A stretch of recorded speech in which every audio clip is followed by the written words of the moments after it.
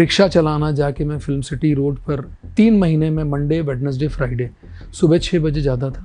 बोला भैया दिन भर में 500 बार मन से गाली निकलती लेकिन मुंह पे नहीं आती, क्योंकि हम रिक्शे वाले, हम गाली देंगे उनको पीट देंगे, क्योंकि हम इतनी ताकत लगा के चलाते हैं, सडनली ब्रेक मारना पड़ता है, हमें फिर से शुरू करना पड़ता है। और मैं बीड़ी पीना और वो करना और घर पे अकेले बैठना, ज़मीन पे बैठना, अपने अंदर ही रहना, बाहर निकलना ही नहीं। तो फिल्म की शूटिंग ख़त्म होने के बाद भी मैं 1-1.5 महीने परेशान रहा एज एन एक्टर। वो मैं मतलब नॉर्मल रह ही नहीं पा रहा था। मैं किचन रिक्शा वाला ही था, तो मैं रात में उठ के बैठ जाना था। तो रंगीला राजा में गोविंदा के साथ कैसा एक्सपीरियंस रहा? बहुत अच्छा था। लोग कहते हैं लेट आते हैं, करते हैं। अरे नहीं भाई, वो गजब, वो एक्सपीरियंस तो ऐसा है मेरा। बोला जाता था 10 बजे की शिफ्ट है, 10 बजे स्पॉट बॉय भी नहीं आता था, मैं पहुंच जाता था। मेरी टीम के, मेरा मेकअप मैन, स्पॉट बॉय और हेयर स्टाइलिस्ट, हम तीनों पहुंच जाते थे। गाड़ियां हम दोनों की साथ ही निकलती थी इस्तांबुल में। 7 बजे हम दोनों ही सेट पर पहुंच जाते थे और शाम को 7 बजे तक शूटिंग, एकदम टाइम पे पंक्चुअल, सब कुछ वैसा था। बेबी में कैसा रहा अक्षय कुमार के साथ? कमाल, शर्ट पर कमाल दी थी उन्होंने आपकी? कमाल। हाँ, वो एक दिन बोला उन्होंने कि तू भी लिया है ना तूने इंजेक्शन वगैरह? मैंने चल, मतलब नहीं लिया है। तो बोले शर्ट उतार, कर दी, टी शर्ट उतार, कर दी। देखा उन्होंने गौर से ऊपर, तो बोले हाँ तू नहीं लेता है। बोला आपकी आंख में ऐसा कौन सा एक्सरे है जो आपने अंदर तक झांक लिया? इन पे बहस चल भी रही है क्योंकि बड़े यंग लोग हैं जिन्हें हार्ट अटैक आ रहा है। मैं नाम लेने की हैसियत नहीं रखता। ये सारे जो लोग हैं वो करते क्या है कि इसका करते हैं 6 महीना 60 महीना साइकिल लिया, फिर उसका वो एंटीडोट लेते हैं। और ये बात मुझे पता इसलिए है कि इनमें से, लेकिन उन्होंने जो बताया तो मैंने उसकी फीस के भी पूछा, तो फीस भी एग्जॉर्बिडेंट थी कि एक साइकिल के महीने की साइकिल का खर्चा था कुछ 2.5 से 3 लाख रुपए। एक और चक्कर चल रहा है अभी यंग में, स्किन पे यंग दिखने का, वो करने का, उसके चक्कर में 2-3 चीजें हैं, ग्लूटाथियोन और ये वो सारी चीजें हैं। वो एक अलग चक्कर है जिसके ट्रैप में लड़कियां फंसी हुई हैं। 1-2 एक्ट्रेसेस हैं जो फ्लॉन्ट करती हैं अपना एप्स। मुझे पता है कि अगर आप प्रोसेस में एप्स बनाने जाओगे तो चेहरे का वो गोल गोल यहाँ नहीं रहेगा, ये सब उतर जाएगा। अच्छा, फिटनेस की बात आती है तो सलमान खान का जिक्र जरूर आता है। किक आपने बताया कि जी। कैसा उनके साथ एक्सपीरियंस रहा? सलमान भाई के साथ, अच्छा, कई बार हमारे दिमाग में एक चीज़ आती है कि भाई मार्केट में कहीं घूम रहे हैं, ठीक है, हमारे साथ अगर फैमिली भी है, उसमें लेडीज़ को अगर टॉयलेट आ जाएगा क्या करेंगे? या तो किसी मॉल में जाएंगे, ढूंढेंगे, ठीक। कई बार हम ऐसी जगह पे होते हैं जहाँ पे कोई चीज़ अवेलेबल नहीं होती है, मैक्सिमम जगह ऐसी ही है, मैक्सिमम जगह पे अवेलेबल नहीं होती है। तो ऐसे में एक दिमाग में लाइन आती, जाइए आप कहाँ जाएंगे। वैसे तो रोमांटिक गाना है, बट आपने इस पे फिल्म बनाई और बड़ी डिफरेंट तरह की फिल्म बनाई। तो सबसे पहले तो मैं आपकी तारीफ करना चाहूँगा, बड़ी अच्छी फिल्म थी। आपने मुझे पुश किया ये फिल्म देखने के लिए, और माफ़ी चाहूँगा कि मैंने बड़ा टाइम लगाया। उसमें कमाल की बात है। मैं इस चीज़ के लिए अमित भाई ये कैमरे के सामने बोल रहा हूँ, ये कमाल था कि हम एक दूसरे को जानते भी नहीं थे। बिल्कुल नहीं। मैंने आपको इंस्टा पे देखा, आपके रिव्यू देखे, मैंने लगा कि ये बहुत ही जेन्युइन रिव्यू करते हैं, तो मैंने आपको रिक्वेस्ट किया कि सर मैं ये हूँ अमित भाई, और प्लीज़ टाइम निकाल के ये फिल्म देखना। और इस बात के लिए आपको सैल्यूट है कि आपने उस फिल्म को देखा, और जो करेक्ट था, खैर वो उसके बारे में तो आपने जो कहा ही है, लेकिन आपने उस वक्त निकाल के। और एक और चीज़ बताऊँ आपको, बहुत सारे रिव्यूअर हैं, बहुत सारे लोग रिव्यू करते हैं, लेकिन आपका जो डेडिकेशन है वो इतना कमाल है कि मैं अब आपको फॉलो करने लगा। अब हमारी एक बीच एक बॉन्डिंग हो गई, दोस्ती हो गई। आप तमिल, तेलुगु, कन्नड़, मलयालम कोई कंटेंट नहीं छोड़ते हो, सब देखते हो और प्रॉपर रिव्यू करते हो। अब आपके रिव्यू का मेरे ऊपर ये असर हुआ है कि मैं आपका रिव्यू देख के पिक्चर देखता हूँ और वेब सीरीज देखता हूँ, ये फ़र्क पड़ा है। और मुझे, और वो आपकी सारी चीज़ें करेक्ट लगती हैं। और एक बात, आप जो गलत होता है वहाँ कोई कंप्रोमाइज़ नहीं करते, बड़ा स्ट्रांगली आप कंडेम भी करते हो। जो आज के समय में कम हो रहा है, इसके लिए भी आपको सैल्यूट है कि आप जो करते हो ये कम लोग करते हैं, कुछ लोग करते हैं, उसमें आप भी हो, लेकिन इनका परसेंटेज बहुत कम है। तो ये भी बहुत बड़ी बात है और ऐसे ही रहिएगा, मुझे लगता है आप ऐसे ही रहोगे, आप नहीं बदलोगे। अच्छा, सबसे बड़ी चीज़ जो मुझे शॉक लगा जो ये फिल्म देख के, तो उसमें आपने मुझे मैसेज में लिखा हुआ था कि I have acted and I have, तो मैंने फिल्म देखी तो मुझे लगा ये आदमी कहाँ है फिल्म में। फिर मेरी आदत है कि मैं फिल्म देखता हूँ साथ साथ उसके बारे में पढ़ता भी हूँ कि भाई ये कब बनी, क्या है, और लोगों का क्या कहना है इस पे, क्या मेरे और उनके ओपिनियंस मैच हो रहे हैं नहीं हो रहे हैं, ठीक है। मतलब और बहुत बार ऐसा होता है, मैं आपको बताऊं, कुछ ऐसी फिल्में हैं जिनको बहुत खराब रिव्यूज मिले होते हैं, मुझे अच्छी लगती है, मैं लिखता हूँ और ऑडियंस एग्री करती है उससे। तो मुझे इसमें सबसे ज्यादा शॉक किया कि आपने एक रिक्शे वाले का किरदार निभाया। तो पूरा प्रोसेस मैं जानना चाहूंगा, इस फिल्म का आइडिएशन कहाँ से शुरू हुआ? आप अच्छे खासे बॉडी बिल्डर टाइप आदमी हैं, ठीक है, फिटनेस पे ध्यान देने वाले, कहाँ से आपने सोचा चलिए यार रिक्शे वाला बनता हूँ? फिल्म बनी रही थी तो कुछ और भी बनाया जा सकता था, तो ये पूरा प्रोसेस मैं चाहूंगा कि आप बताइए। ये क्रेडिट जाता है पूरा का पूरा डायरेक्टर जो निखिल राज जी हैं, वो राइटर और director, story, screen play, dialogue और डायरेक्शन ये पूरा निखिल भाई का है। ये पूरा क्रेडिट उनको जाता है। वो इस फिल्म को लेके कई लोगों के एक्टरों के साथ मिल रहे थे, बात कर रहे थे। संजय जी वॉज फिक्स्ड, बस जो रिक्शे वाले का रोल था उसके लिए वो 2-3 एक्टरों से बात कर रहे थे, बड़े एक्टर से बात कर रहे थे। रिक्शा वाला सुन के लोग, क्योंकि वो उतना जस्टिफाई करना, फिर प्रशांत जी उनसे मिले और प्रशांत जी मुझे 2018 से, मेरी पहली फिल्म जो एज ए लीड आई थी लुप्त, उस फिल्म से मेरी उनकी दोस्ती है। तो वो बोले करण एक सब्जेक्ट है, चल सुनते हैं। तो मैंने सुना और मैं शॉक्ड हो गया। उसको मतलब मुझे 2-3 दिन लगे कि मैं ये कर पाऊंगा क्या, पहले तो मुझे था। लेकिन फिर मैंने निखिल सर से दोबारा मीटिंग करी। मैंने बोला सर आप कंफर्म हो कि, बोले हाँ, मैं अगर तुम तैयार होते हो तो तुम्हारा जो काम मैंने देखा है मुझे लगता है कि तुम अच्छा करोगे, मैं एग्री करता हूँ। फिर मैंने खत्री सर जो प्रशांत जी के भी परिचित थे, दोस्त थे, और मेरी पहली फिल्म लुप्त के वो प्रोड्यूसर थे, तो मैंने उनको बोला भाई साहब एक सब्जेक्ट आया हुआ है, आप सुनो, अगर आपको ठीक लगे। वो देख भी रहे थे कोई फिल्म का। तो जब उन्होंने सुना तो जैसे ही वो रिक्शा बनाने का, और वो खत्री जी मतलब वी विल डू इट, हम ये फिल्म करेंगे। ये बात है 2023 अप्रैल वगैरह की बात है। जैसे ही डिसाइड हुआ और डायरेक्टर साइंड हुए और ये सारा कुछ शुरू हुआ, मैंने अपना प्रोसेस स्टार्ट किया। मैंने अपने आप को सब जगह से अलूफ करना शुरू किया, कट करना शुरू किया, कांटेक्ट करना, लोगों को बोल दिया भाई मैं कुछ दिनों नहीं मिल रहा हूँ, मेरे कुछ प्रॉब्लम है, ये बोल के कि उनको बताऊँगा। फिल्म की तैयारी तो फिर लोग अलग तरीके से देते हैं। रिक्शा चलाना जाके मैं फिल्म सिटी रोड पर 3 महीने में मंडे, वेडनेसडे, फ्राइडे सुबह 6 बजे जाता था, रिक्शा चलाता, क्योंकि रिक्शे का बहुत तेज़ स्पीड में और काफ़ी कुछ था जो कई स्टंट काइंड ऑफ है जो कट हो गए बिकॉज ऑफ फिल्म की लेंथ बहुत बड़ी हो गई थी। तो रिक्शा चलाने से लेके उसका प्रोसेस, फिर रिक्शे वालों से मैं मिला, रिक्शे वालों के घर गया, उनके बीवी बच्चों के साथ सुबह से शाम तक रहा, उनके बारे में जाना कि कैसा ये आदमी जब सुबह जाता है तो कैसा होता है, रात को लौटता है तो कैसा होता है, नशा करके, और रिक्शे वाले ऑलमोस्ट नशा करते हैं। हर किसी का नशा, कोई गांजा पीता है, कोई कुछ करता है, सबका कुछ ना कुछ होता है। तो उसके बाद इसका बिहेव कैसा होता है, किस तरह से बिहेव, रिक्शे वालों से बैठ के दोस्ती, उनसे बात करी कि कई बड़ी अजीब अजीब चीज़ें। क्योंकि एक बार क्या हुआ कि मैं चला रहा था और फिल्म सिटी की चढ़ाई, वो चढ़ाई है, तो मैं खींच के चढ़ा था। और मैं क्या करता था, मैं जो बच्चे छोटे मिलते तो उनको बिठा लेता था, तो उनको भी मज़ा आता था। बम्बई में रिक्शा, वो सब देख के वैसी भीड़ लगती थी वहाँ पे, वो निरहुआ रिक्शा वाला और क्या क्या चिल्लाते थे उस वक्त। हाँ, तो बच्चे बैठ जाते थे, तो खींच रहा था, तो और ठीक ठाक स्पीड में था। तो एक अचानक सडनली कार आई तो मुझे ब्रेक मारना पड़ा। तो जब ब्रेक मारना पड़ा तो मेरे मुंह से गाली निकल गई। उस वक्त तो मैंने ध्यान नहीं दिया, जब चला के आया तो आदत है कि एक्टर के तौर पे अपने आप को रिव्यू करना। तो मैं बोला यार वो क्या फील जागा, मैंने गाली दिया उसको। मैंने रिक्शे वालों से पूछा, बोला भैया दिन भर में 500 बार मन से गाली निकलती लेकिन मुंह पे नहीं आती, क्योंकि हम रिक्शे वाले, हम गाली देंगे उनको पीट देंगे, क्योंकि हम इतनी ताकत लगा के चलाते हैं, सडनली ब्रेक मारना पड़ता है, हमें फिर से शुरू करना पड़ता है। तो इस तरह की बहुत सारी स्ट्रगल उनके बारे में पता लगी।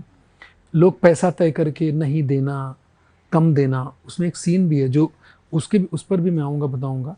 फिर इस तरह की तैयारी कर रहा, घर के अंदर मैंने वो कपड़े जो थे कैरेक्टर के, वो कपड़े मैंने मंगा लिए थे, मैं ज़मीन में बैठ के खाना खाना।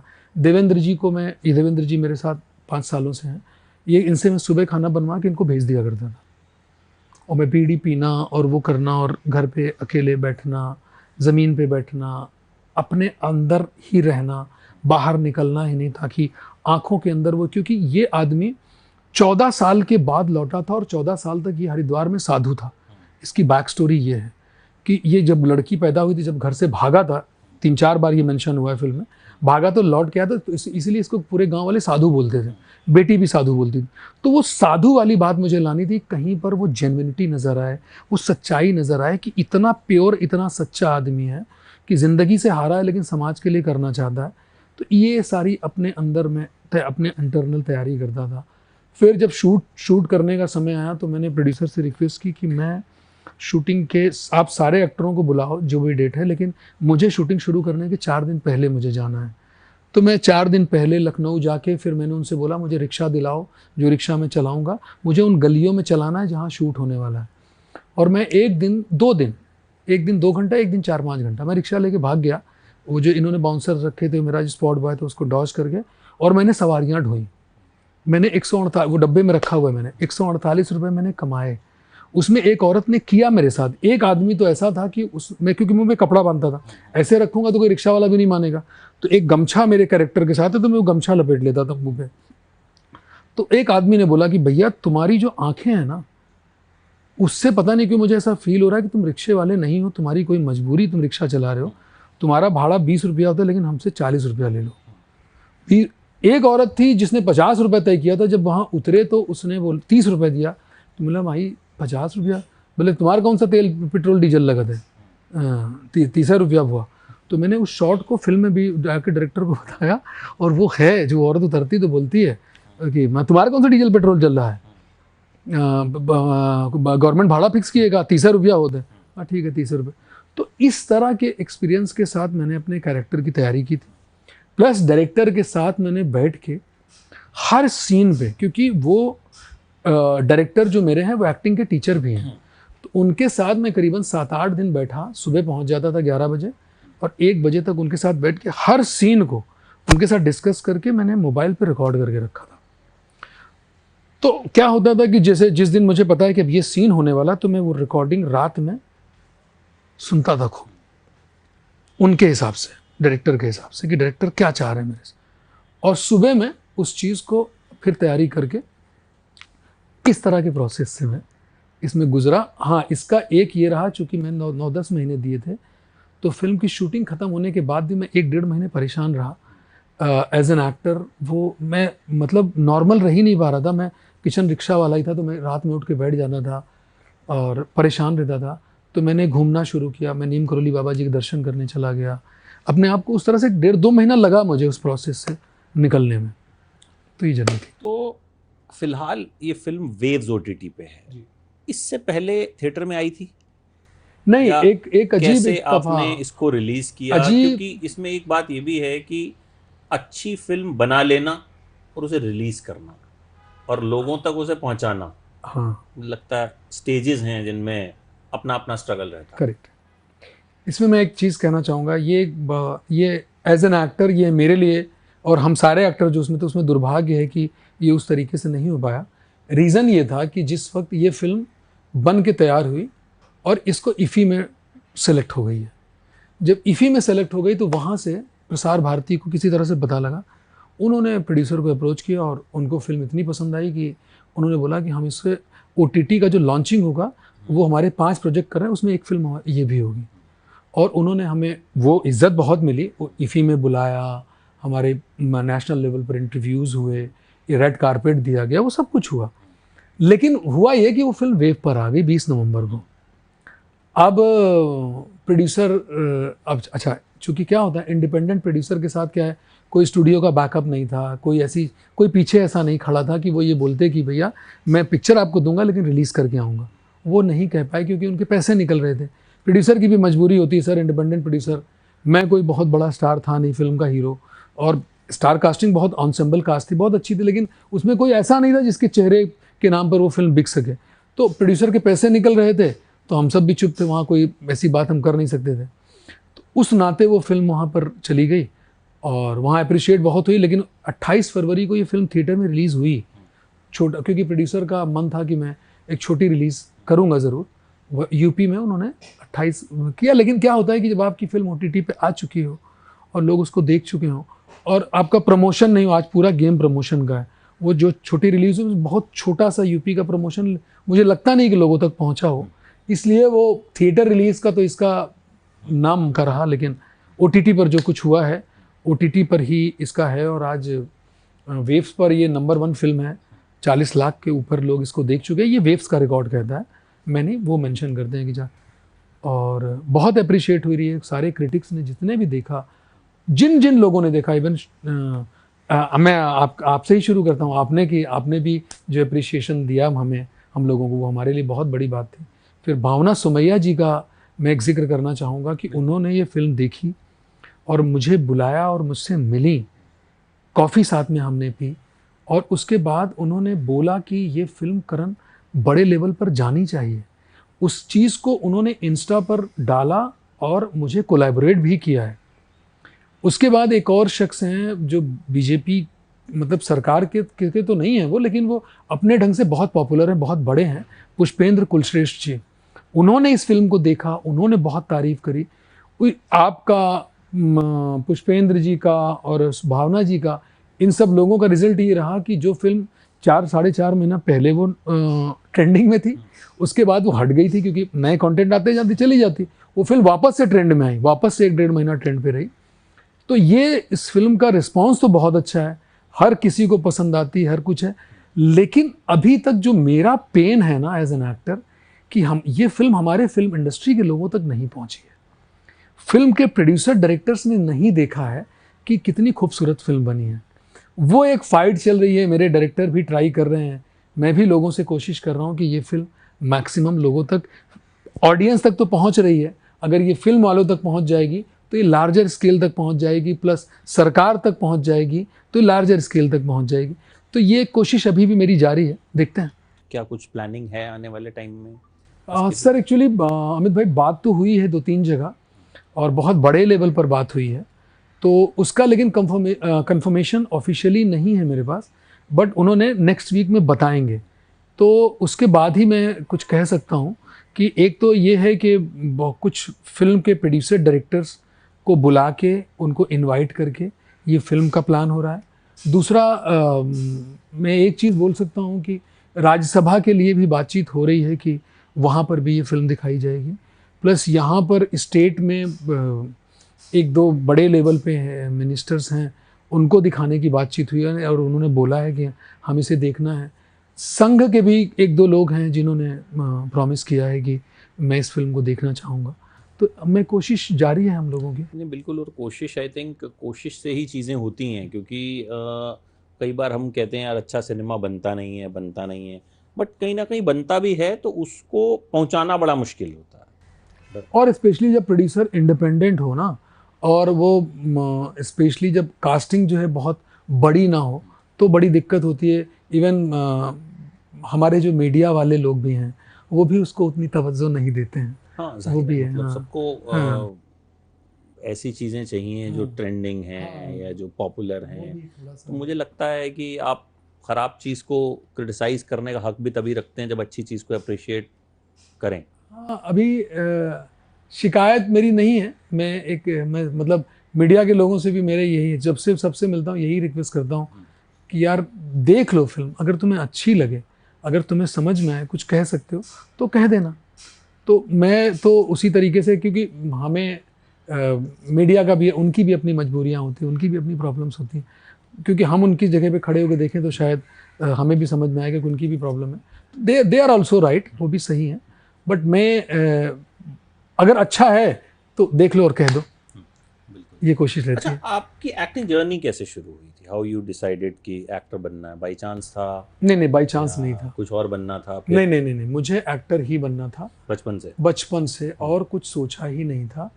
और एक्चुअली मैं प्रयागराज का रहने वाला हूँ, जहाँ मेरा घर है वो गंगा जी के किनारे है। 10 घर के बाद बस्ती ख़त्म हो जाती है, राइट टर्न कीजिए, 200 मीटर पे जमुना जी हैं, सीधे चले जाइए, ओडी फोर्ट और उसके बाद गंगा जी हैं, संगम है, जिसको अब संगम नोस बोला जाता है। वहाँ पर मेरा घर है। तो हमारे घर के ठीक सामने एक बहुत बड़ी परेड है, ग्राउंड है जहाँ हम लोग खेला करते थे। तो वहाँ कुछ ना कुछ एक्टिविटीज़ भी होती रहती। तो एक बार छोटा था मैं, 6-7 साल का रहा हूँगा, तो एक वो ड्रामा कंपनी आई थी। वो ड्रामा कंपनी कैसी थी कि वो रोज़ जो है ना, कभी डाकू मान सिंह, कभी रानी लक्ष्मीबाई, कभी कुछ ऐसे ऐसे वो प्ले तैयार करके 30-40 आए थे और रोज़ वो करते थे। वो म्यूजिकल था, वो नौटंकी और वो सब मिला के था। तो मेरे लिए, अच्छा मैं छोटा सा बच्चा, तो वो टिकट था उसमें, लेकिन गर्मी की छुट्टियों का दिन था, तो मेरे लिए कोई टिकट नहीं था। मैं जाता था, सब मुझे बड़े प्यार से बुला के आगे बैठा दिया करते थे। तो वो रोज़ देखता था और वही लोग, मैं देखता था कि मान सिंह बना है और सब लोग तालियां बजा रहे हैं, और दोपहर को देख रहा हूँ कि वो चाय की दुकान से वो राशन भी खरीद के वही लुंगी और पजामा पहन के वही आदमी और वही लड़की और वही लड़के जा रहे हैं। तो वो मेरे लिए बड़ा फैसिनेटेड था। तो मुझे लगता था ये सबसे अच्छा काम है। अब उस वक्त 6-7 साल की उम्र में तो नहीं पता था जाना कैसे है, लेकिन वो दिमाग में सीडिंग ऐसी हो गई थी।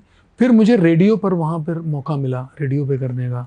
फिर वहाँ के धीरे धीरे मैंने वहाँ के थिएटर में, रेडियो में काम करना शुरू किया। फिर लखनऊ में आके प्ले करना, फिर दिल्ली आया, रेपेट्री में थोड़ा सा मैं रहा। फिर वहाँ नादिराबाजी के बाद एकजुट में आया, वहाँ पर काम किया। ये इसी तरह से मैं, लेकिन मुझे कुछ और नहीं करना था। मम्मी पापा का, चूँकि पापा हॉकी के प्लेयर थे और 20 साल उन्होंने इंडियन रेलवे खेला था, तो वो रेलवे में थे, तो जॉब वहाँ फिक्स थी। वो चाहते थे कि जो जॉब कर ले, तो मैंने जॉब के लिए तो मना किया। फिर उनको लगा कि ये पता नहीं क्या करेगा ज़िंदगी में, जो मिडिल क्लास लोगों का प्रॉब्लम होता है।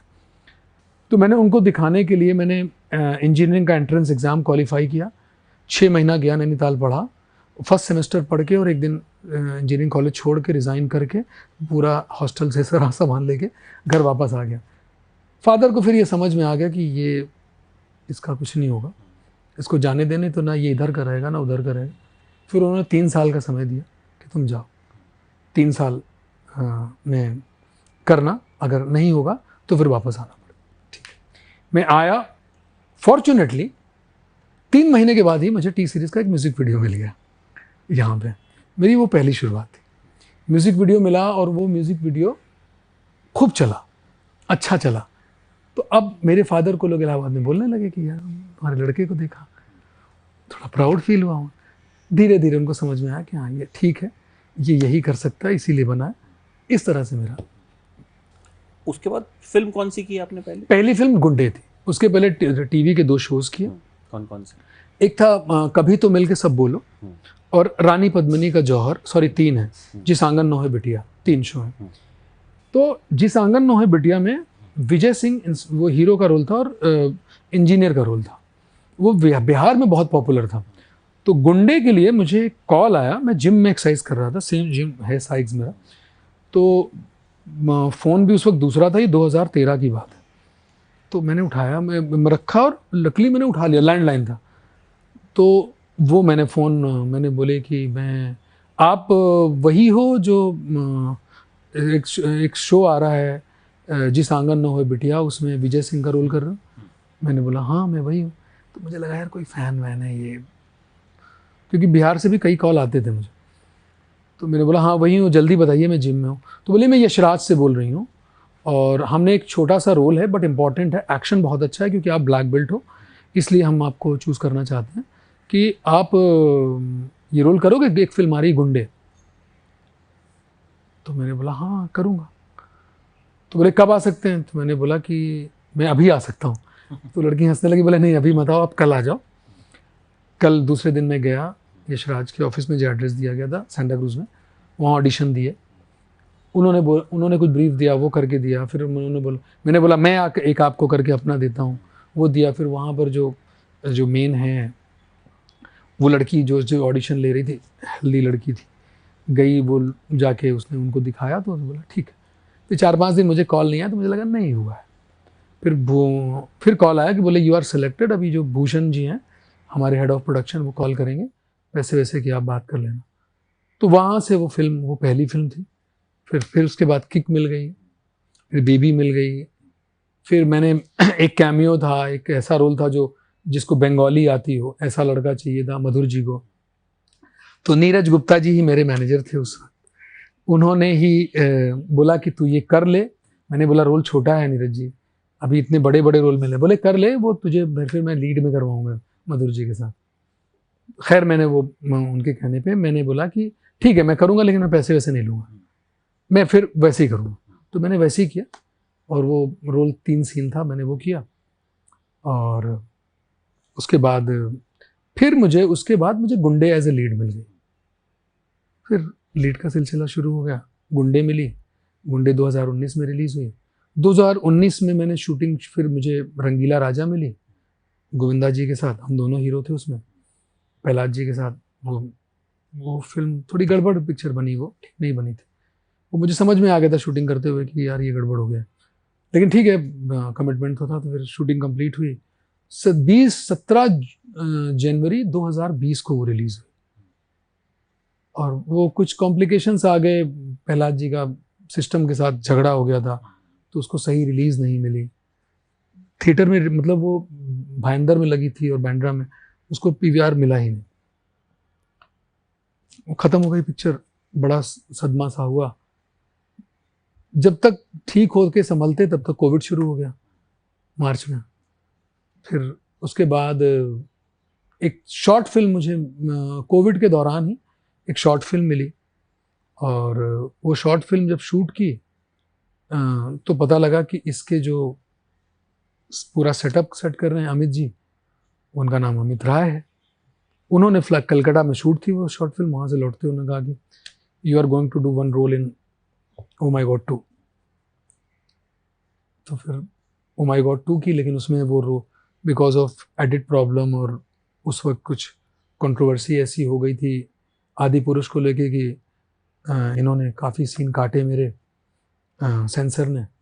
तो वो रोल में मैं पिक्चर में हूँ पूरी जगह में, बट वो जो मेरे टॉकी पोर्शन है वो कमज़ोर है, थोड़े नहीं है। तो खैर ये एक्टरों के साथ होता है, वो हुआ। लेकिन उसके बाद फिर जाइए आप कहाँ जाएंगे मुझे मिल गई, और इस फिल्म ने मेरी जर्नी का पूरा डायग्राम बदल दिया। तो रंगीला राजा में गोविंदा के साथ कैसा एक्सपीरियंस रहा? बहुत अच्छा था। लोग कहते हैं लेट आते हैं, ये करते हैं, अरे वो करते नहीं हैं, मतलब भाई, वो गजब, वो एक्सपीरियंस तो ऐसा है मेरा कि मैं दूसरे स्कूल से आया हूँ, जहाँ मैंने अक्षय सर के साथ फिल्म की है, और रणबीर सिंह, अर्जुन कपूर, सलमान भाई, हम सब लोग, अक्षय भाई और हम तो बेबी में हम दोनों एक ही होटल में रुके थे। गाड़ियाँ हम दोनों की साथ ही निकलती थी इस्तांबुल में। 7 बजे हम दोनों ही सेट पर पहुंच जाते थे, और शाम को 7 बजे तक शूटिंग, एकदम टाइम पे पंक्चुअल, सब कुछ वैसा था। यहाँ पर यह था कि बोला जाता था 10 बजे की शिफ्ट है, 10 बजे स्पॉट बॉय भी नहीं आता था। मैं पहुंच जाता था, मेरी टीम का, मेरा मेकअप मैन, स्पॉट बॉय और हेयर स्टाइलिस्ट, हम तीनों पहुंच जाते थे। और मैं फिर स्पॉट बॉय एक बाल्टी वाल्टी लेके आता हुआ दिखता था। वो मुझे पता लगा कि ओल्ड स्कूल जो शूटिंग पहले लोग करते थे वो कैसे करते थे, वो मुझे वहां समझ में आया, वो सीखने को मिला। ये एक फायदा हुआ था मुझे। वो फिर 11 बजे तक धीरे धीरे लोग आना शुरू करते थे, फिर 12 बजे फिर डायरेक्टर आते थे, प्रहलाद जी आते थे। अरे तू आ गया सर, आपने 10 बजे बोला। अच्छा हाँ, वो थोड़ा सा लेट हुआ था ना, तो मैंने बोला सर लेट तो मैं भी शूट किया था। तो अरे ठीक है ना, तू आज का लड़का है ना, ठीक है चल भाई। अब शूटिंग 12 साढ़े 12 बजे, फिर नाश्ता आना शुरू होता था, 2 बजे लंच हो जाता था, 3 बजे फिर ये होता था चल यार करण, अच्छा मैं ड्रेस पहन के रेडी, चल सीन की रिहर्सल कर लेते हैं। अच्छा मेरे पूरे सीन उसमें गोविंदा जी के साथ है, उनकी बहन के साथ मेरा अफेयर दिखाया गया है, और वो बदमाश आदमी है, और ये मेरा बहुत ही ऑनेस्ट आईपीएस ऑफिसर का कैरेक्टर है, जो राजा भी है, युवराज सिंह, और बड़ा दबंग आदमी है। तो ये ऐसी तैसी करके रखता है उनकी, इस तरह का रोल है वो। तो रोल चूंकि पावरफुल रोल था तो मजा भी आ रहा था करने में। शूटिंग शुरू होती थी 4 बजे, फिर वो 12 बजे खत्म होगी, 2 बजे 3 बजे खत्म होगी, रात पता नहीं होता था, ऐसा चलता था। फिर नेक्स्ट डे होता था कि अब 2 बजे रात तक शूटिंग क्या है, कल 12 बजे करण, कल 12 बजे, और प्रहलाद जी ही टाइमिंग देते थे, कमाल ये था। अच्छा मैं फिर 12 बजे, फिर कोई नहीं। ये मैंने 18 दिन किया। तो वो प्रेम चोपड़ा जी, शक्ति कपूर जी, सारे पुराने लेजेंड, और मैं उसमें नया लड़का। मैं शांति से चुपचाप सिर्फ उनको देखता रहता, सुनता था पुरानी फिल्मों की बातें, पुरानी बातें, बड़े मज़ेदार मज़ेदार किस्से पुराने सुनता। तो वो एक, उस फिल्म का मेरा एक एक्सपीरियंस ये रहा कि 70s 80s 90s में फिल्में कैसे बनती थी, क्या लोग करते थे, कैसे कैसे उनकी बॉन्डिंग रहती थी, इन सब के किस्से मैंने खूब उन 18 दिनों में सुने थे। तो वो मेरे लिए एक बड़ी कैपिटल काइंड ऑफ, हाँ, कैपिटल टाइप है कि इतने लेजेंड लोग। अरे अब सोचो ना, Prem Chopra ji black and white के ज़माने के, शक्ति कपूर जी उन्होंने मुझे उस दिन जब पता लगा 750 की 800 फिल्में, इतने काम कर। गोविंदा जी, ये भी, इनकी भी 125 150 पिक्चर है इनकी भी। इतने सारे लोग थे, ऐसे ऐसे कैरेक्टर, और भी बहुत सारे एक्टर थे पुराने। तो वो मेरे लिए एक बड़ा वो था, चेरिश मोमेंट हुआ करता था उन लोगों के साथ बैठ के। बाकी वो फिल्म ठीक नहीं बन पाई थी, बिकॉज है, हमारी फिल्मों का अपना भाग्य होता है। बेबी में कैसा रहा अक्षय कुमार के साथ? कमाल, शर्ट पर कमाल दी थी उन्होंने आपकी? कमाल। हाँ, वो एक्चुअली क्या था कि उस समय मैंने अभी ना थोड़ा सा अपने आप को लीन किया हुआ है, वो समय पे और अच्छा फिजिक बना रखा था। तो अक्षय सर क्या है कि वो बहुत ही टाइम के पंक्चुअल, ये सब तो हैं, बट वो बहुत अच्छे सिस्टमेटिक खाने पीने के मामले में है, और आयुर्वेदा में भी है। वो आजकल की तरह वो ना, कभी उन्होंने हमेशा उस चीज़ को कंडेम किया है कि ये ढेर सारा प्रोटीन पीना या ये स्टेरॉयड और इन सब चीज़ों को। तो शुरू के 2-3 दिनों में उनको मेरे साथ जेल होने में समय लगता है, वो इतने सीनियर हैं।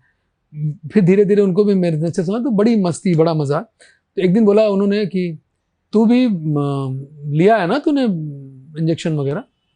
बोला नहीं। चल, मैंने बोला नहीं लिया है। वो मुझे लौंडा बुलाते हैं, चल बे लौंडे, ऐसे बात करते थे। झूठ मत बोल। मैं सच बोल रहा हूँ। अच्छा, कल मैं चेक करूंगा, कल अपना वहाँ है सीन, वहाँ चेक करूंगा मैं, वहाँ टाइम मिलेगा। मतलब ठीक, कर लेना, मुझे कोई फर्क ही नहीं पड़ता। वो गए, और वो जैसे आप पहनते हो ना, ऐसी लेयरिंग थी, अंदर मेरी टी शर्ट, ऊपर से शर्ट, इस तरह का, वो चूंकि ब्रॉड लुक दिखाना था। तो बोले शर्ट उतार दी, टी शर्ट उतार दी। देखा उन्होंने गौर से ऊपर से, तो बोले हाँ तू नहीं लेता है। बोला आपकी आंख में ऐसा कौन सा एक्सरे है जो आपने अंदर तक झांक लिया? तो उन्होंने एक ऐसी बात बताई जो मुझे नहीं पता थी, वो मेरे, और उसके बाद मैंने उस चीज को चेक किया अमित भाई, और वो करेक्ट था। उन्होंने बताया कि जो लोग भी स्टेरॉयड लेते हैं, वो जो सो कॉल्ड जो भी लोग हैं, वो जिम के ट्रेनर हो, मिस्टर इंडिया हो, मिस्टर वर्ल्ड हो, जो भी हो, उनका जो स्टमक होता है ना, वो 6 पैक तो कड़क रहेगा, लेकिन वो हल्का सा बाहर की तरफ रहेगा, क्योंकि उसमें ऑर्गन सारे बड़े हो जाते हैं। तो ये मेरे लिए बहुत बड़ा था, और मैं जेन्युइनली मैं डरता हूं। मुझे आप बोलोगे मैं एक्सरसाइज करूंगा, प्रोटीन पी लूंगा, प्रोटीन तक है मेरा कि प्रोटीन पी लूंगा, मैं डाइट में कर लूंगा, लेकिन मैं ये स्टेरॉइड और ये ग्रोथ हार्मोन्स और पता नहीं क्या क्या उसमें आता है। बहुत इन पे बहस चल भी रही है, क्योंकि बड़े यंग लोग हैं जिन्हें हार्ट अटैक आ रहा है। तो आएगा ना, मतलब यू आर इनटू फिटनेस हाँ। आल्सो, तो क्या ये पूरा चलता क्या है? मतलब ये नेक्सस बोलूं इसको, या क्या नेक्सस नहीं है, मतलब सिर्फ एक्साइटमेंट कह लो और कम पेशेंस कह लो। नेक्सस इन द सेंस कि आप जिम जाते हैं, ठीक है, आपका ट्रेनर होता है, उसका काम है आपको ट्रेन करना, ठीक। पहले तो वो बोलेगा आप पर्सनल ट्रेनर लो जी, बिल्कुल, तब हाँ ये तो है, अलग से ये पैसे है, लोगे, ये है। चलो ठीक है भाई, वहां तक ठीक है तुमको। उसके बाद वो आपको बताएगा कि ये इंजेक्शन, वो टैबलेट, ये इसे मैं नेक्सस ही मानता हूं कि मतलब अगर एक एस्पिरेशनल बंदा है जो मुंबई में आया है, उसको एक्टर बनना है, हर एक चाहता है कि उसका फिजिक अच्छा हो। एक्टर नहीं भी बनना तो भी ठीक है, हम भी चाहते हैं हम भी हैंडसम हाँ, दिखें हाँ, या करें, जवान दिखें, फिट ठीक दिखें, है, right। फिट दिखें। तो कुछ लोग ट्रैप में फंसते हैं, कुछ नहीं फंसते, और जो फंसते हैं मुझे लगता है उनमें से कुछ जान भी गंवा रहे हैं। ये मैं पूरा आपसे समझना चाहूंगा। मैं देखिए एक बात बताऊं, बड़ा सिंपल है। आज अमित भाई मार्केट जो है ना, बाजार जो है, वो घर में घुसा हुआ है। मैं सिर्फ इसकी बात नहीं कर रहा, हर चीजों के लिए बोल रहा हूं। तो वो एक बाजार है, वहां शरीर तो हमारा है ना, वो तो मुझे समझना पड़ेगा ना कि मुझे क्या करना है।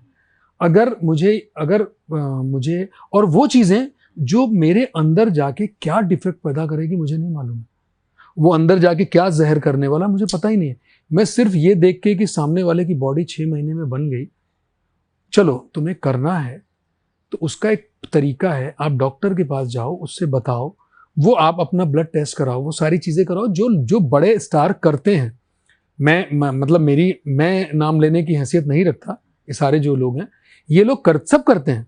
ये करने के साथ ही जितने बड़े स्टार हैं वो फिल्म को तैयारी करते हैं, वो करते क्या है कि इसका करते हैं 6 महीना 60 महीना साइकिल लिया, फिर उसका वो एंटीडोट लेते हैं। और ये बात मुझे पता इसलिए है कि इनमें से कई सारे स्टार हैं, एक डॉक्टर के पास जाते हैं और वो मुझे एक बार दिल्ली फ्लाइट में मेरे बगल में बैठे हुए थे, तो वो 2 घंटे का समय था और फ्लाइट कुछ डिले हो गए तो करीब 3.5-4 घंटे हम साथ में रहे। उन्होंने बहुत सारी बातें, उन्होंने नंबर भी अपना शेयर किया कि तुम भी आओ, मैं तुमको भी बताऊंगा, इसका एक प्रोसेस होता है और ये ऐसा। तो लेकिन उन्होंने जो बताया तो मैंने उसकी फीस की भी पूछा, तो फीस भी एग्जॉर्बिडेंट थी कि एक साइकिल के महीने की साइकिल का खर्चा था कुछ 2.5 से 3 लाख रुपए। तो 6 महीने की आप साइकिल लोगे तो 18 लाख रुपए, प्लस उसके बाद आपको एंटीडोट लेना है तो उसका भी कुछ 1 से 1.5 लाख रुपए महीना, 2 महीने का वो। तो ये अब आम एक्टर तो अफोर्ड नहीं कर सकता ना, लेकिन वो उस ट्रैप में फंस जाते हैं कि यार वो कर रहा है तो मैं क्यों नहीं कर सकता। अरे हर बॉडी की अपनी एक एफिशिएंसी होती है, हर बॉडी का अपनी पावर होती है। हो सकता है तुम्हारे अंदर कुछ दूसरी तरह की पावर हो, उसके अंदर दूसरी तरह की पावर हो, ये लोग नहीं समझते। अच्छा, ये तो जिम का हो गया। एक और चक्कर चल रहा है अभी यंग में, स्किन पे यंग दिखने का, वो करने का, उसके चक्कर में 2-3 चीजें हैं, ग्लूटाथियोन और ये वो सारी चीजें हैं। वो एक अलग चक्कर है जिसके ट्रैप में लड़कियां फंसी हुई हैं। रिसेंटली हम सुने हाँ, गरीवाला वाला भी मामला हुआ। अब तो वो एक्चुअली उनका नहीं मालूम, मतलब मैं वो नहीं कह सकता। हाँ, बातें मैं उनसे हाँ, स्पेसिफिकली हाँ, नहीं पूछ रहा हूं, मैं इन जनरल ही आपसे पूछ रहा हाँ, उसमें लड़कियां हैं जो जाके, अभी मैंने पता लगा कि ये जो लड़कियों के 6 ऐप दिख रहे हैं ना, ये भी नकली हैं। ये क्या करते हैं कि क्लैंप आता है, वो क्लैंप पकड़ के वो 6-8 घंटे, 6-8 घंटे का फिगर शायद ज्यादा मैं बोल रहा हूं, लेकिन 4-5 घंटे वो पकड़े रहता है। वो पूरे बताते हुए मुझे पूरे ब्लड को क्लॉट कर देता है, वो कुछ अजीब, मतलब। और लड़कियां उसमें जब वो लगा रहता चीख चीख के रोती रहती हैं, क्योंकि मुझे 1-2 एक्ट्रेसेस हैं जो फ्लॉन्ट करती हैं अपना एप्स। मुझे पता है कि अगर आप प्रोसेस में एप्स बनाने जाओगे तो चेहरे का वो गोल गोल यहां नहीं रहेगा, ये सब उतर जाएगा। ऐसा नहीं होगा कि सिर्फ आपका एप्स बनेगा, बाकी जगह खूब हेल्दी रहेगा, वैसा कोई प्रोसेस है ही नहीं। तो मैंने पूछा एक लड़की से, तो उसने मुझे बताया, पता नहीं उसने उसका नाम भी बताया था मुझे, मैं भूल गया हूं, कि वो इतना कर्म है कि ब्लड के थक्के जम जाते हैं जिसको निकलने में 7-8 दिन, उस दाग को निकलने में लगता है। फिर वो 4-6 महीने तक वो ऐसा दिखेगा शेप जैसा, वो ऐब होता नहीं है, वो सिर्फ ऐसे निशान बन जाते हैं। हाँ, अरे भाई, आपकी थाइज इतनी मोटी मोटी है, आपके हाथ पे बल्क है, चेहरे पे बल्क है, वो कहां से वहां बनेगा? फैट तो पूरी बॉडी से रिड्यूस होगा। होते हैं नेचुरल तरीके से, या कोई भी हेल्दी डाइट करते हैं तो पूरे। अमित भाई, सबसे टफ है यहाँ का फैट निकालना। आपका जब पूरी बॉडी का फैट निकल जाएगा, चेहरे से, हाथ से, पैर से, थाई से, कमर से, उसके बाद ये जाता है। ऐसा नहीं होगा कि वहीं सिर्फ क्लीन रहेगा, बाकी जगह ठीक ठाक। तो ऐसे भी लोग हैं, तो उस चक्कर में, इस अंधी दौड़ में दौड़ रहे हैं लोग। बट ठीक है, हुआ, मतलब मैं कोई जज करने वाला तो नहीं हूं, बट ये की रिक्वेस्ट करूंगा कि आप अपनी हेल्थ को रिस्क पे मत डालो। अगर आपको करना है तो आप प्रॉपर चेक कराओ, प्रॉपर डाइट लो, प्रॉपर चीजें करो, उसके बाद करो। अच्छा, फिटनेस की बात आती है तो सलमान खान का जिक्र जरूर आता है। किक आपने बताया, जी जी, कैसा उनके साथ एक्सपीरियंस रहा? सलमान भाई के साथ मैंने सिर्फ मैंने 10 दिन कुछ किक का पोर्शन था मेरा शूट का। सलमान भाई के साथ मैंने एक ही दिन शूट किया और मेरा उनसे कोई इंटरेक्शन नहीं था, सिर्फ इंट्रोडक्शन हुआ था। और तो सलमान भाई के साथ मेरी कोई ऐसी शूटिंग नहीं हुई, शूटिंग नहीं थी तो ज्यादा पता भी नहीं चलेगा। फिर भी सेट पे देखा मैंने, सुना सेट पे बहुत डिफरेंट है। हाँ मतलब वो बाहर चेयर लगा के बैठ जाते हैं, हाँ, और उनके घर हाँ, से खाना वाना आता हाँ, ये सब होता है, ये सब होता है, ये सब होता है, ये सब करते हैं बड़े मतलब। और वो खाना मैं शामिल नहीं हुआ हूँ उसमें, लेकिन मैंने सुना है कि वो मतलब 20, 25, 30 लोगों का खाना आता है, बड़ा बड़ा टिफिन आता है और सब लोग बैठ के खाते हैं। तो देखो वो आदमी है तो बहुत वैसा जो जिससे दोस्ती हो गई। और तो मैंने सुना है उनके बारे में, मेरा ऐसा कोई इंटरेक्शन नहीं रहा। मेरा इंटरेक्शन अक्षय भाई के साथ बहुत अच्छा, गोविंदा जी के साथ बहुत अच्छा, ड्यूरिंग शूट रणवीर सिंह के साथ भी मेरा बहुत अच्छा दोस्ती रही। ओवर एनर्जेटिक है कुछ है ऐसा, एकदम हाँ है, जोश में रहते हैं हाँ हमेशा, है तो मतलब। सही, हाँ है, वो करते हैं। अच्छा, कभी ऐसा रहा कि मान लीजिए इन सारे बड़े बड़े स्टार्स के साथ आपने काम किया, हम कई बार सुनते हैं कहीं किसी ने आपको कमतर दिखाने की कोशिश की हो, या सेट पे कुछ इस तरह का ट्रीटमेंट हुआ हो जो आपको ठीक ना लगा हो, कभी इस तरह का एक्सपीरियंस किया आपने? शायद नहीं है, ऐसी मेमोरी होती तो मैं थोड़ा सा मैं तुरंत बोल देता और मैं तुरंत उस चीज पर बैकफुट ले लेता। और दूसरा एक और है मेरा भाई, नेचर मेरा भी है कि मैं बहुत जबरदस्ती घुसता नहीं हूँ। जब तक सामने वाला रिस्पेक्ट पूरा है, सब कुछ है, जब लगेगा कि हाँ, और अपनी तरफ से मैं एफर्ट्स करूंगा, लेकिन ये नहीं कि मैं पीछे लग जाऊंगा। अगर सामने वाले ने रेसिप्रोकेट नहीं किया तो ठीक है, बस फिर गुड मॉर्निंग और वही रहेगा। तो वो मेरे साथ भी है। अच्छा, अभी एक तो इस फिल्म को लोगों तक पहुंचाने पे काम चल रहा है, जो कि हाँ बहुत वो जरूरी अब है। हाँ, ठीक है, बड़ी खूबसूरत फिल्म है और Thank मेरा you. मानना है पहुंचनी भी चाहिए। मैं अभी आपको बता रहा था कि थोड़ी देर पहले ही मेरे पास एक कमेंट आया था, कमेंट कहाँ आया देख ना, सकते हैं, तो करेक्ट, लोग लगातार एक हमको भी रिस्पॉन्स समझ में आ जाता है कि लोग एक देख रहे हैं। पॉजिटिव देखने के बाद कई लोगों ने उसमें सीन्स डिस्क्राइब किए, हाँ ये सीन बड़ा हाँ, वैसा करेक्ट था, ये करेक्ट सीन करेक्ट बड़ा करेक्ट। वैसा।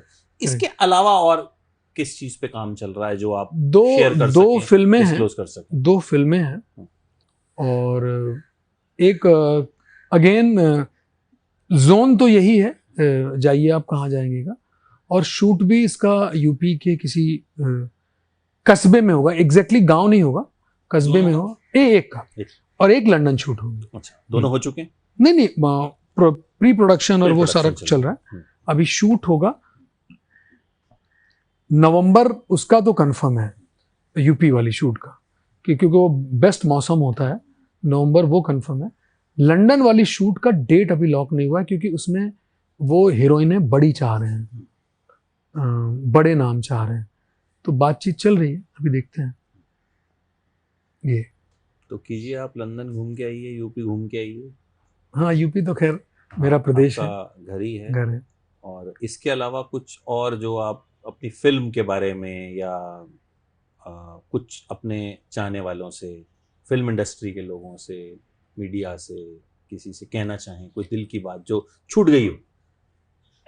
मैंने छोटे शब्दों में कहा था, लेकिन अब मैं तरीके से कह देता हूँ कि मेरी ये फिल्म जाइए आप कहाँ जाएंगे, ये बहुत स्पेशल फिल्म है मेरे लिए। मैं शायद आगे एज एन एक्टर मैं बहुत सारी फिल्में करूँगा, काम मिल भी रहा है, लोग अप्रिशिएट भी कर रहे हैं, लेकिन ये मेरे दिल के हमेशा बहुत करीब रहेगी, क्योंकि इसमें जो चरित्र मैंने निभाया है और जो इस फिल्म का जिस तरह से आउटकम है और जिस तरह से रिस्पॉन्स है, देखिए हर कलाकार को अपना काम बहुत प्यारा होता है, लेकिन ये कुछ अलग है, ये आपको एक अलग जोन में ले जाता है, ऑडियंस को। इफ़ी का मैं एक छोटा सा एक्सपीरियंस शेयर करूंगा।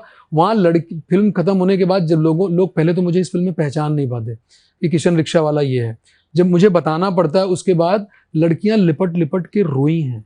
उन्होंने ये कहा कि वो उसके वीडियोस हैं शायद यूट्यूब वगैरह पे, कि इस प्रॉब्लम पर आज तक कभी किसी ने बात नहीं की, हमें लगता था कि ये प्रॉब्लम हमारे साथ, ये लड़कियों के लिए ही प्रॉब्लम है और ये रहेगी हमेशा, इसका सोल्यूशन भी हो सकता है।